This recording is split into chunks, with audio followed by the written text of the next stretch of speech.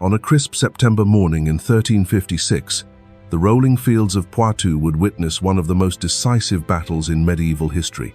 Here, under the bright French sky, a small English army led by Edward the Black Prince faced the assembled might of France. This was not merely a battle for territory or honor.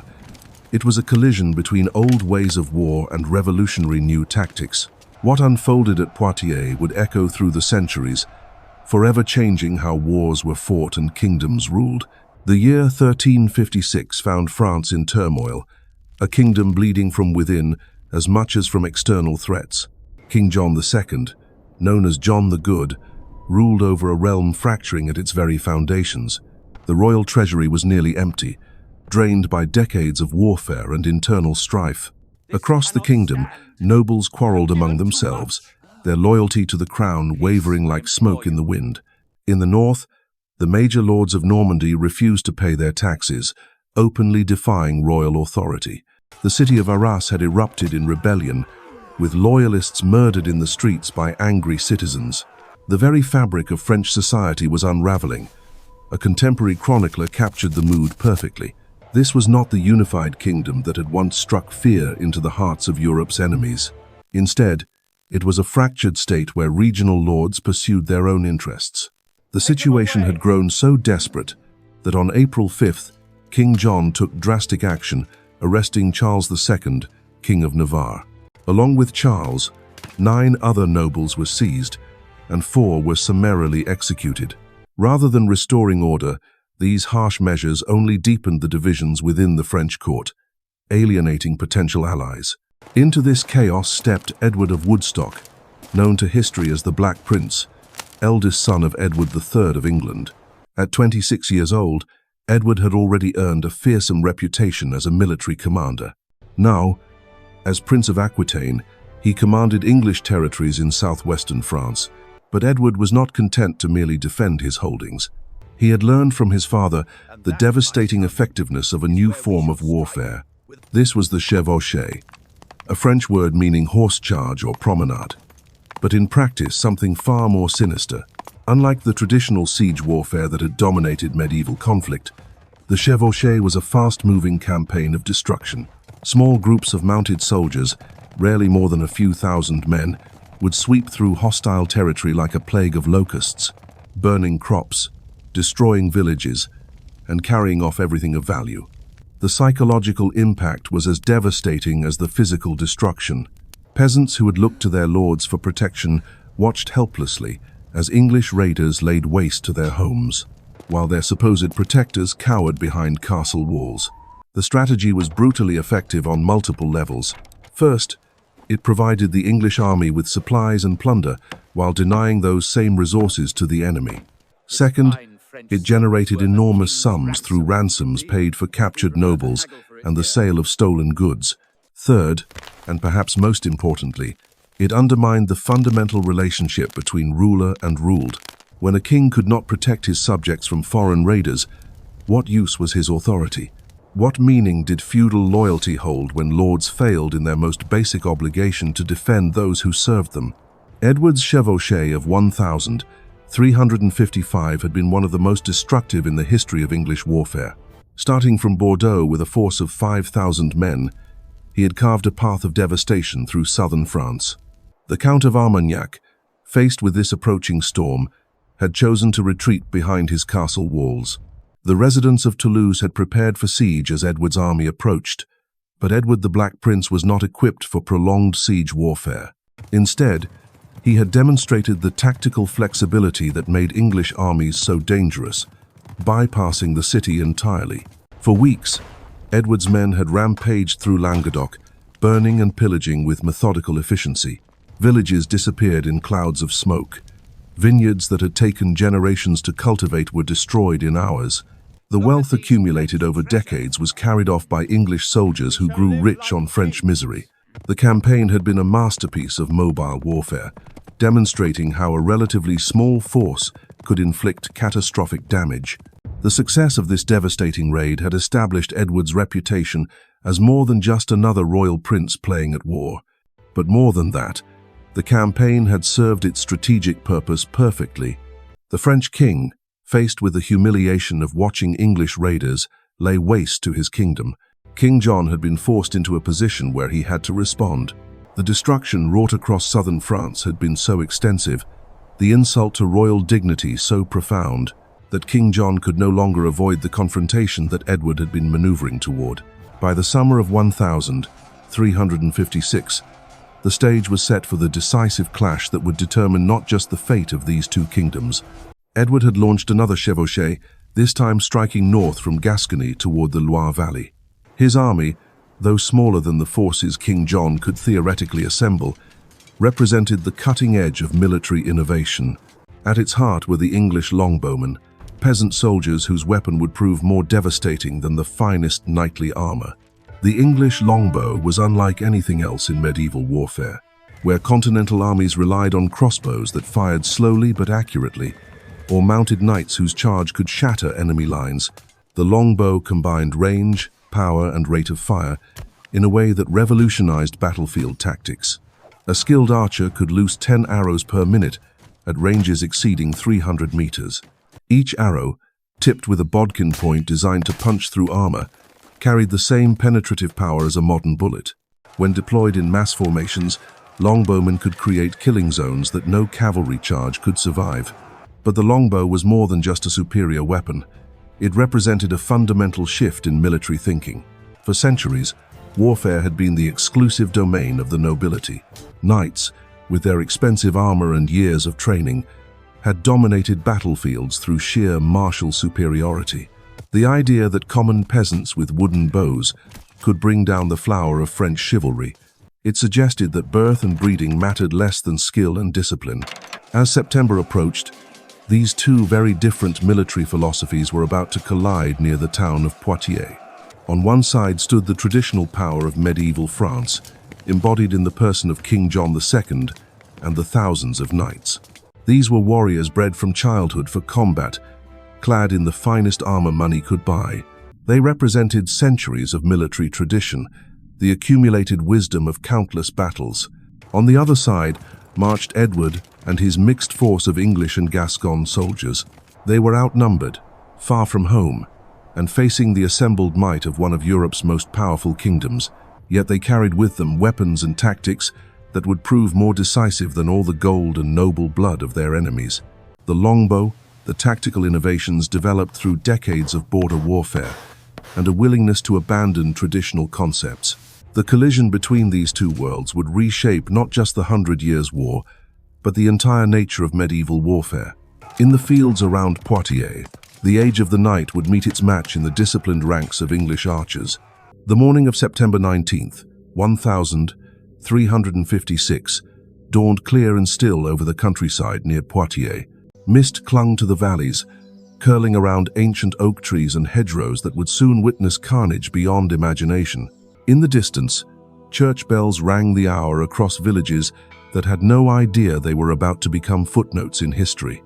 The air carried the scent of ripening grapes and autumn flowers, a deceptive tranquility. King John II had finally cornered his elusive prey. After months of watching English raiders burn their way across his kingdom, after enduring the humiliation, the moment of reckoning had arrived. Edward the Black Prince, who had danced away from every attempt to bring him to battle, now found himself trapped. There would be no more running, no more raids under cover of darkness. Today, honor would be satisfied with steel.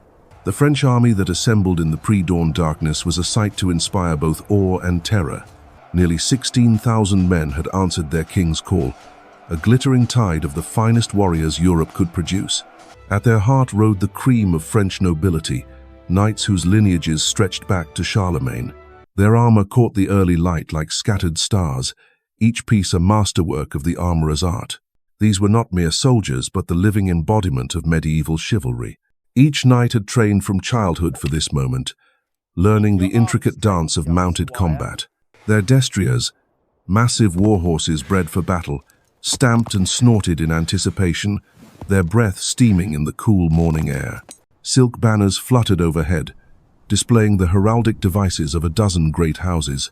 The oriflamme itself, the sacred battle standard of France, hung from its golden staff like a crimson flame against the sky. King John rode among his men with the bearing of a monarch who had never known defeat in personal combat. At 47, he was still in his prime, his body hardened by years of tournament and war. The golden fleur-de-lis on his surcoat marked him as clearly as a beacon, and his presence seemed to radiate the divine authority that French kings claimed as their birthright. Behind him rode his son Philip, barely 16 but already showing the courage that ran in Valois blood. The sight of their king among them sent a ripple of excitement through the French ranks. This was no mere raid to be endured, but a chance for glory that would echo through the ages. Yet for all their magnificence, the French army carried within it the seeds of its own destruction. The very qualities that made these knights so formidable in individual combat worked against them when coordination and discipline were required. Each noble lord commanded his own retinue. Each had his own ideas about how the battle should be fought. The chain of command that held English armies together like links of steel was replaced by a loose confederation of rivals. As the sun climbed higher, breaking through the morning mist, the French host began to take shape for battle. 4 great divisions formed, each a small army in its own right. The vanguard, commanded by the Marshal of France, would strike first, their lances lowered in the traditional cavalry charge. Behind them, the Dauphin's division waited their turn, while the Duke of Orleans commanded the third wave. King John himself would lead the final assault, holding back his household knights for the decisive blow. Across the field, separated by perhaps half a mile of gently rolling countryside, Edward's army presented a starkly different sight. Where the French glittered with gold and silk, the English were dressed in practical leather and mail. Where French knights sat tall on their destriers, most of Edward's men stood firmly planted on the earth. The contrast was not merely visual but philosophical. The French had come to display their superiority through the ancient rituals of mounted combat. The English had come to win. Edward had chosen his ground with the eye of a master tactician. His small army, barely 7,000 strong, occupied a low ridge that commanded the surrounding terrain. To his left, a marsh and stream protected his flank from cavalry assault. To his front, a thick hedgerow ran along the slope, its thorny branches creating a natural obstacle. Most cunningly of all, there were only 2 gaps in this hedge, each wide enough for no more than 4 knights. The English longbowmen had taken their positions with the calm efficiency of craftsmen preparing for a day's work. These were not knights playing at war for glory and ransoms, but professional soldiers. They had cut stakes and driven them into the ground at angles that would impale charging horses. They had counted their arrows, tested their bowstrings, and positioned themselves to create overlapping fields of fire. Behind the hedge, English men-at-arms waited in their traditional formations. Unlike their French counterparts, they had dismounted by choice, understanding that mobility mattered less. Their shields locked together in the ancient pattern of the shield wall, each man responsible for protecting himself. They were outnumbered more than 2 to 1, but they possessed something their enemies lacked: absolute trust in their commander. Edward himself moved among his men with the easy confidence of a leader who had never tasted defeat. At 26, he had already proven himself at Crécy and in the brutal campaigns of the chevauchées. His men knew him not as a distant figure of authority, but as a warrior who shared their dangers and understood their needs. When he spoke, his words carried the weight of experience earned in blood and fire. He reminded them of the victories they had won together, of the French armies they had scattered. As the morning wore on, both armies completed their preparations with the methodical care of professionals. French priests moved among the knights, blessing weapons and offering final absolution to men who might soon meet their maker. English archers strung their bows and tested their draw, each man knowing that his skill might mean the difference. The tension in the air grew thick enough to taste, a metallic flavor that spoke of impending violence. From his position on the ridge, Edward could see the full extent of the French deployment. The numbers were daunting even to a commander of his experience. 16,000 enemies against his 7,000, knights whose individual prowess far exceeded that of his common soldiers. A king whose very presence on the battlefield lent divine authority to the French cause.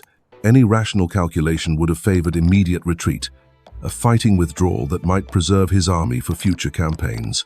But Edward had not come this far to retreat. He had spent months maneuvering King John into exactly this position, and he would not waste the opportunity. The stage was set for a confrontation that would echo through the ages.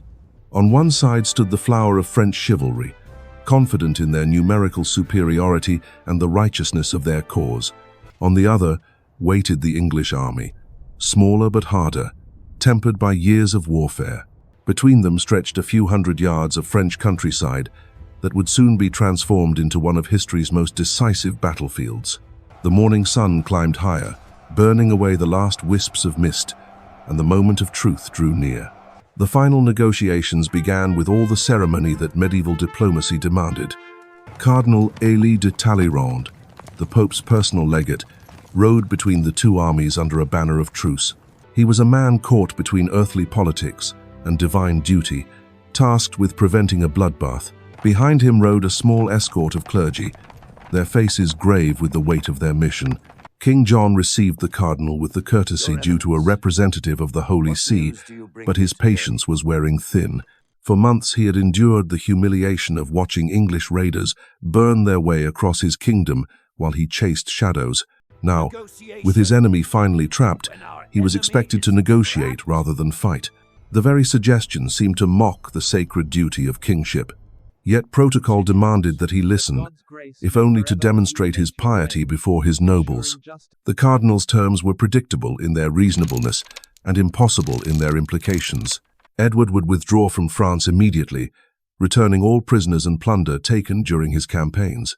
In exchange, King John would grant safe passage for the English army and guarantee their unmolested departure. It was the kind of face-saving compromise that might have ended a border skirmish between minor lords. Edward's counter-proposal revealed both his tactical brilliance and his understanding of political reality.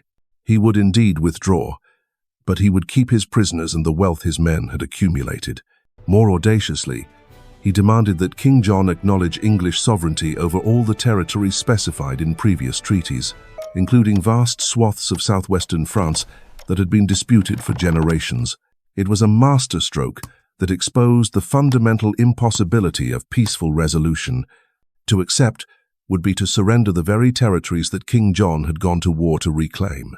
To refuse was to accept responsibility for the bloodshed that would follow. The French nobles who surrounded their king made acceptance impossible, even if John had been inclined toward compromise. These were men whose ancestors had died defending French soil against foreign invaders.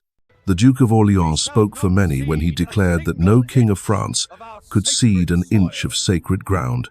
The Marshal of France was even more direct, suggesting that negotiation with raiders was beneath royal dignity. Better to crush them utterly and send a message that would echo across Europe. As Cardinal Élie de Talleyrand rode back toward English lines with King John's inevitable refusal, both armies stirred with the anticipation of violence. French knights checked their armor one final time, tightening straps and testing the weight of their weapons. Their squires made last adjustments to horse furniture and ensured that lances were properly balanced. The great destriers sensed their riders' excitement, stamping and tossing their heads as if eager for the charge. Among the English ranks, preparations took on a different character. Archers positioned themselves with the methodical precision of craftsmen arranging their tools. Each man knew his place in the deadly geometry that would soon unfold, understood exactly when to draw and when to loose. Stakes were driven deeper into the earth, creating a forest of pointed obstacles that would channel enemy cavalry into predetermined killing zones. The contrast between the two armies extended beyond mere equipment to fundamental philosophy. The French approached battle as a test of individual courage and skill, where personal glory could be won through acts of heroism. Each knight was essentially fighting his own war, seeking to prove his worth through single combat with worthy opponents. Victory would come through the accumulation of individual triumphs, each warrior contributing his part to the greater whole. The English understood battle as a collective endeavor, where individual heroism mattered less than disciplined coordination. Their tactics had been honed through decades of border warfare against the Scots, refined in the crucible of campaigns.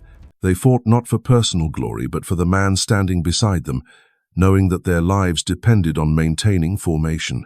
As noon approached, the formalities of medieval warfare played out with ritualistic precision. Heralds rode between the lines, their voices carrying challenges and responses that had been spoken on battlefields for centuries. Banners were unfurled and trumpets sounded, each army announcing its presence and its readiness to shed blood for king and country.